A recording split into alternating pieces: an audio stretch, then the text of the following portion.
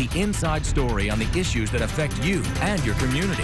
This is Local 12 Newsmakers. But what I do think it means from a cultural standpoint is that it's almost inevitable that we'll be allowed to have same-sex marriage here in Ohio and all the other states. I like that.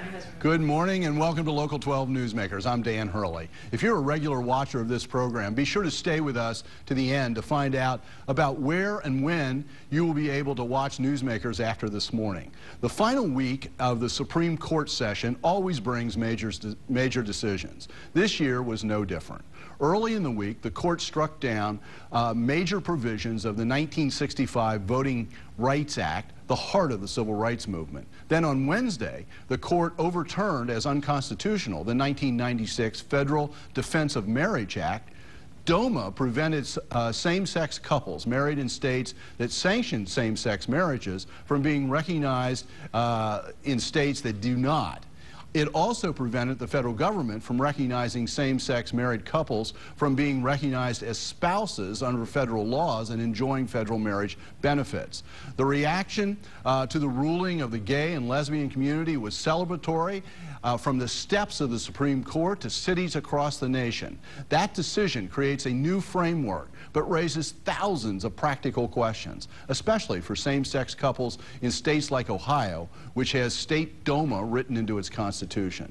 To discuss some of those questions, I am joined this morning by Scott Knox, a Cincinnati attorney who serves many gay and lesbian individuals and same-sex couples who have to deal with the legal issues in the current legal structures. Scott, welcome to Newsmakers. Thanks. So, interesting week? Real roller coaster between voting rights and gay rights. A lot of people feel the same way about both, and so it was a very much roller coaster. Well, you know, I was going to ask this at the end, but let me ask it at the beginning since you've brought it up. What do you see as the connection between the decision the court made one day and the decision the court made the next day? Is there a thread here? States' rights. I think that seems to be the only theme is states' rights, that they're going to be hands-off and as much as they can let the states do what they're going to do. Does that set up a framework if another set of abortion rules cases come up? Well, it might. That's obviously the concern, yeah.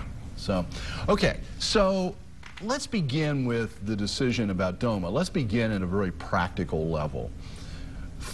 For people who aren't facing this on a day-by-day basis, what do people who are gay or lesbian couples who maybe have been married in Massachusetts that recognizes marriage, and then maybe are living in Massachusetts or New York, versus that couple who got married in Massachusetts but now, for whatever reason, has moved to Ohio?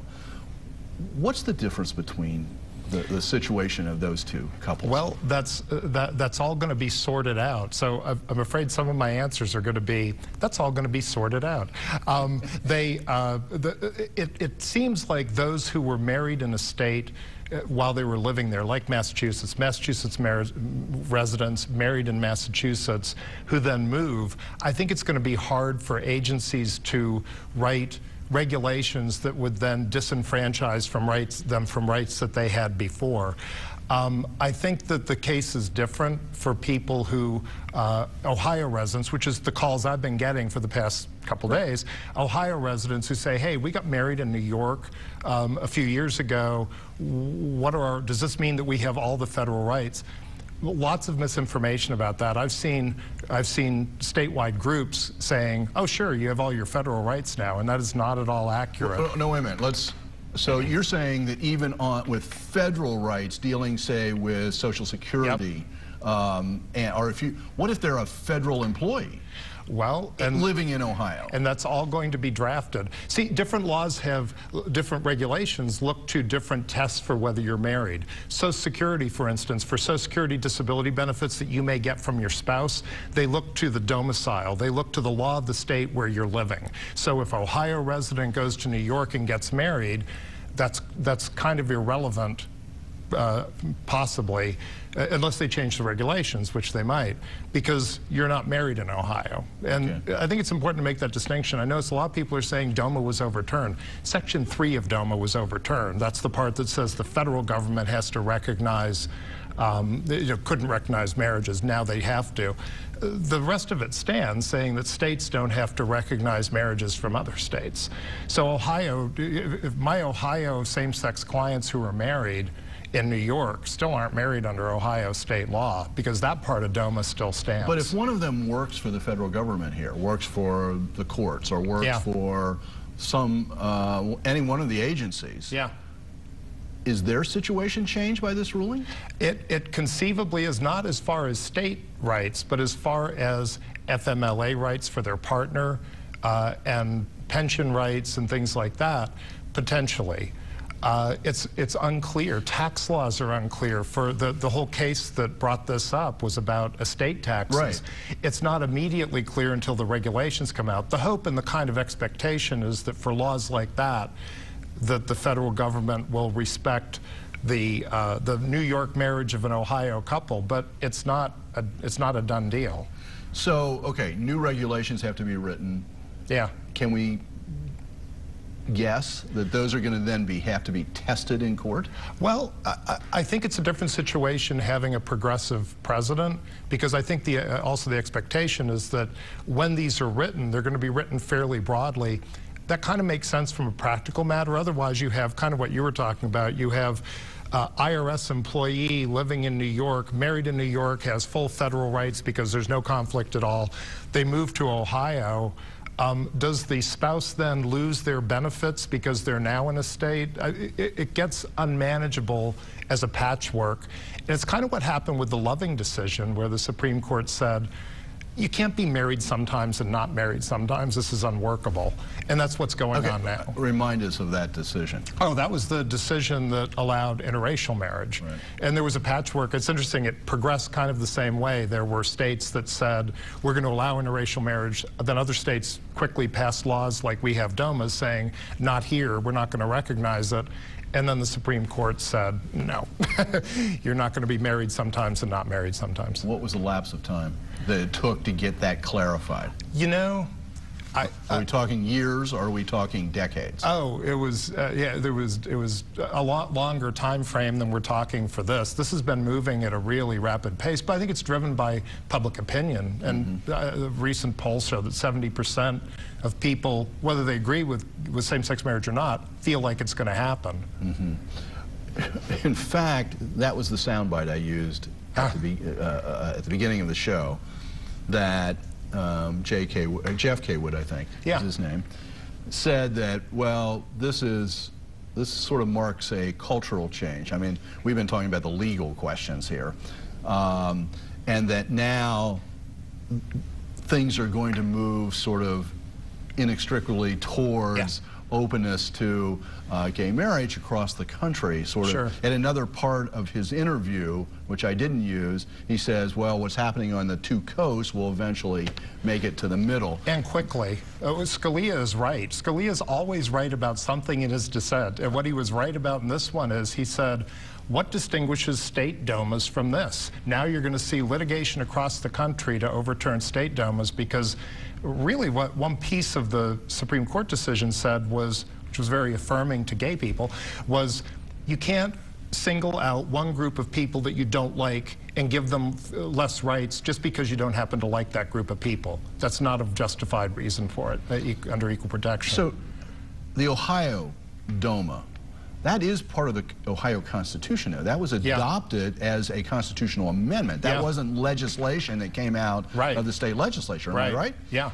So would the path there be to take that to court, fight it up through the Ohio courts, and somewhere it's got to go into the federal court system? I think that's what you're going to see here and across the country, and that's what Scalia was alluding to, is this is going to generate all this. So in that situation, the reality is you sort of look for the state and the case that makes the most sense to drive all the way up to the top. And there are so many of them. I mean, when you look at the case that this was brought under, who couldn't love the litigant there? This wonderful 80-something-year-old woman who lost her partner.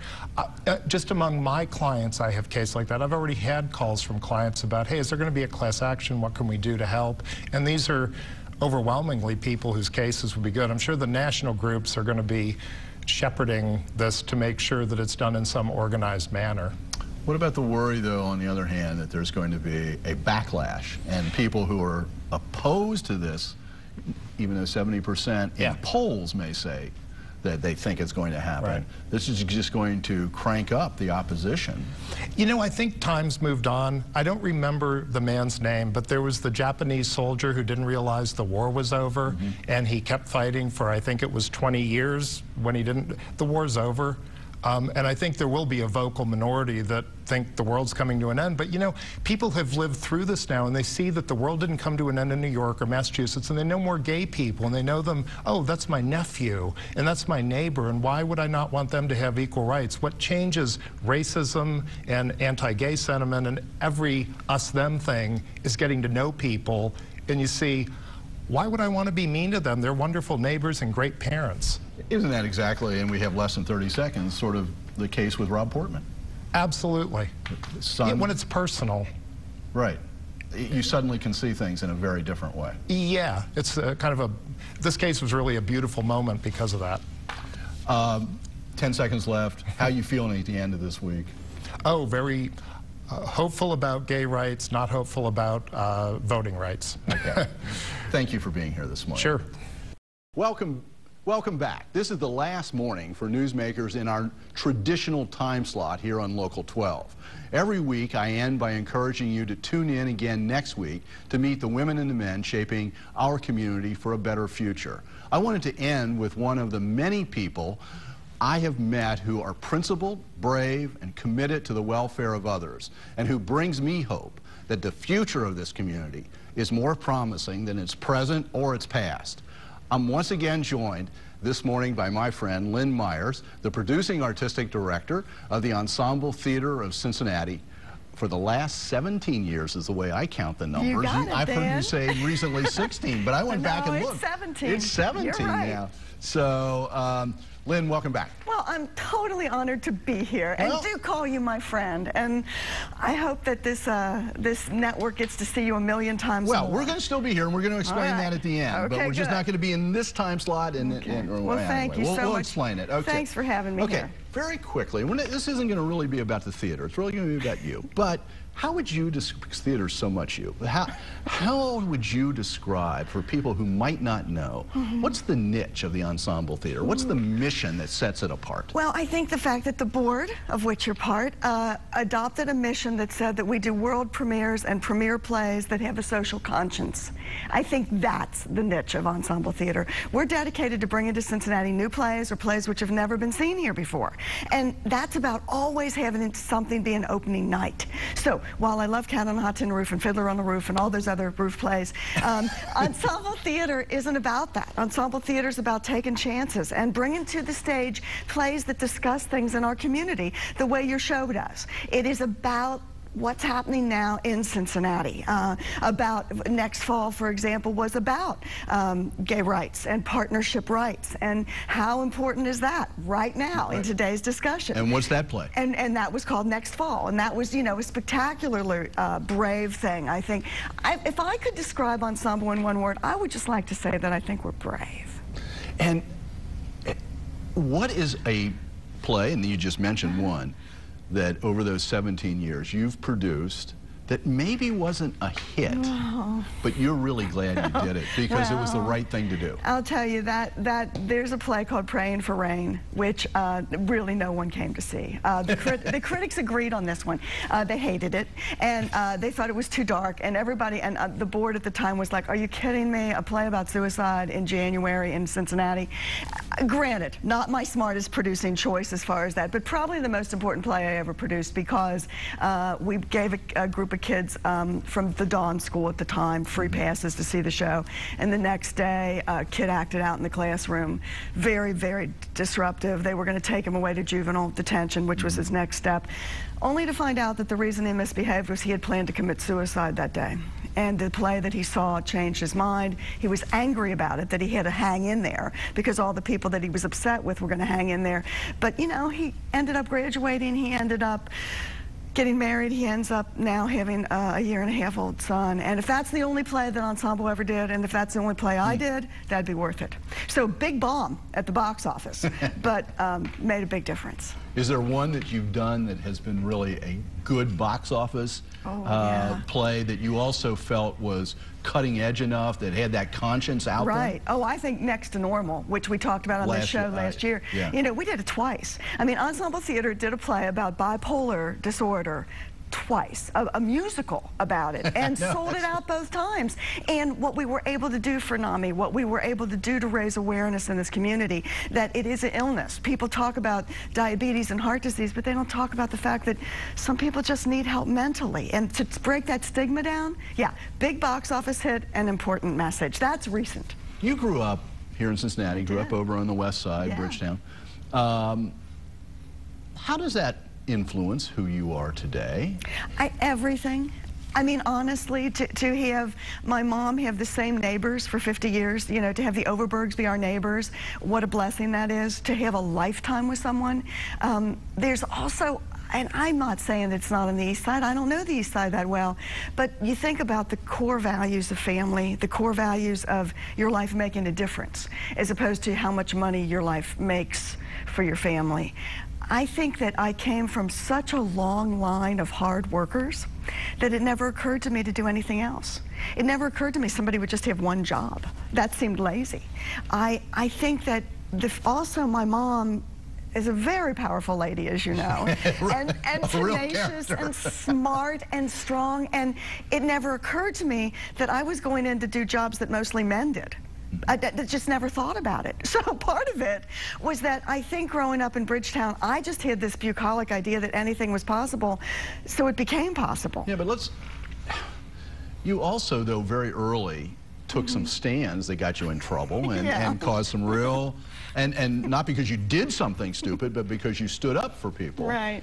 Where did that come from? Did that come from your mom, I think a lot of that came from my mom and my grandma before her. I think that, you know, my mom was somebody who was working for equal rights back in this town when it wasn't the in thing to do. My grandfather was a civil rights activist back in the 60s, and he died very, very young. But I was raised with this imaginative world, in a way, that everybody believed everybody was equal, and everybody believed everything was possible. And maybe in the real world, that may not be how people still feel today, but in my world growing up, I had the luxury of those kind of role models. And then I had the flip side. My dad was a very conservative homicide cop, you know, really good cop, but there were right and wrongs in his world. And in my mom and my grandfather and grandmother's world, everybody belonged and everybody got a shot. And that was a different kind of shot than in my dad's world. So I think that I was just raised to believe things were possible.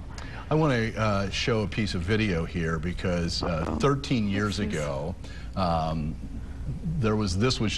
we see the video, this is going to be your neighborhood in the midst of the 2001 disturbances. And you're right on Vine Street, just above Central Parkway. That's right. Here we go. This was your neighborhood. It could even be your block. I'm not sure exactly what block that is. And here it is today. Yeah, that's trendy restaurants, bars, attracting all kinds of new people to the community. What did you learn in 2001? Oh, I learned that stays with you. But what are you learning about this new environment that you think the ensemble still has to speak to this environment too? Well, number one, it's super nice to not spend 10% of our budget on security. That I've learned is a better budget move. But it's also wonderful to still have Officer Nick Lagon at that front door, making sure that my community not only feels safe but welcome. What I learned is if you quit, nothing works.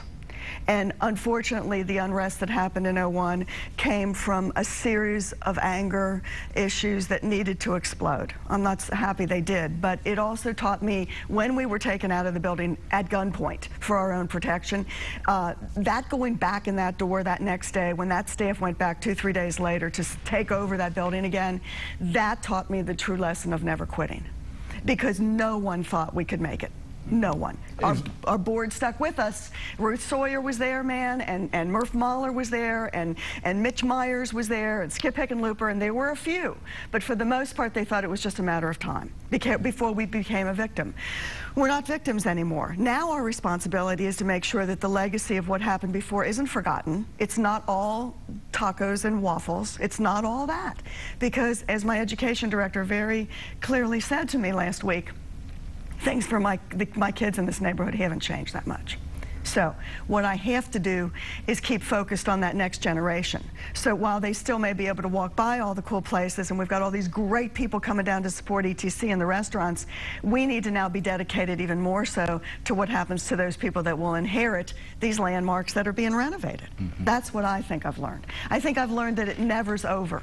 I think I've learned that you just have to keep going, and there's always a new challenge, which makes it never dull, Dan. I have heard you say that you can be more effective from a stage than you can from a pulpit. I think that's true, with all due respect to all the ministers watching and all the teachers. It's Sunday morning. They're busy. Watching. They're very busy this morning. But I think that's true, because I think if you bring a congregation together of theater goers that come for either an entertainment or an enlightenment or to share a common story for 2 hours, that's a wonderful and rare thing. You're not there for one purpose, you're there for a shared mission.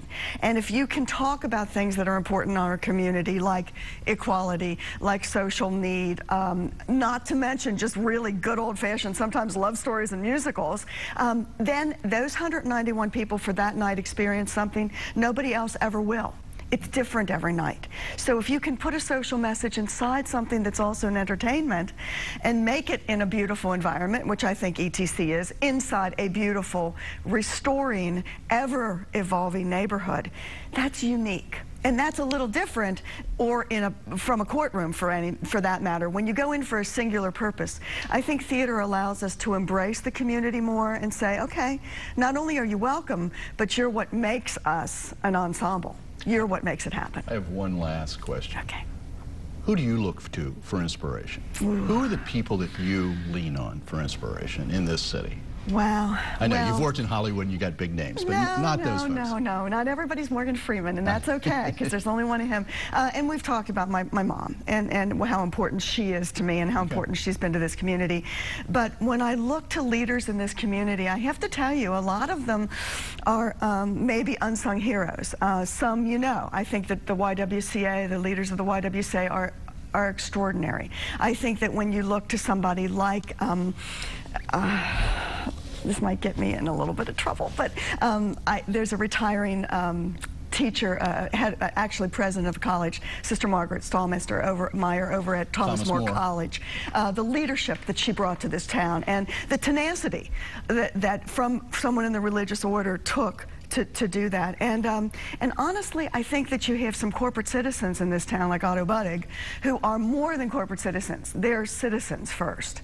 And Dan, this is going to sound like real whiny because I'm on your show, but I look to you because you remind me that we are only as good as what we become from our past. And you're a message to this community to never forget. And I think that's critical. So you're a hero to me. Okay. Thanks for having me be here to say that. Thank you for being here. I appreciate it. Okay, let's do some work here. After 16 plus years in this slot, 11 a.m. on Sunday mornings on Local 12, Newsmakers is changing air times and location on the dial. Beginning next Sunday, to accommodate our new live Sunday morning newscast, we will air first at 6 a.m. right here on Local 12. For early adopters, you can be here. Then we will re-air at 11:30.